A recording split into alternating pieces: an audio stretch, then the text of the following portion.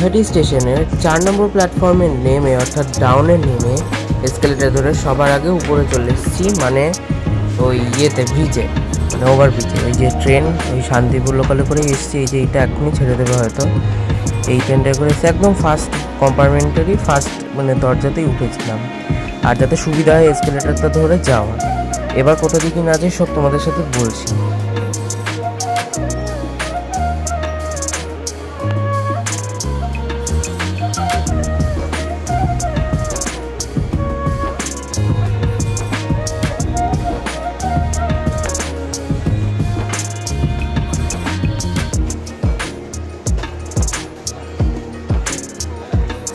এবার ব্রিজে উঠে সবার প্রথমে সামনে চলে এসেছি ওই যে নৈহাটি লোকালের প্ল্যাটফর্মের ওখান দিয়ে নামবো।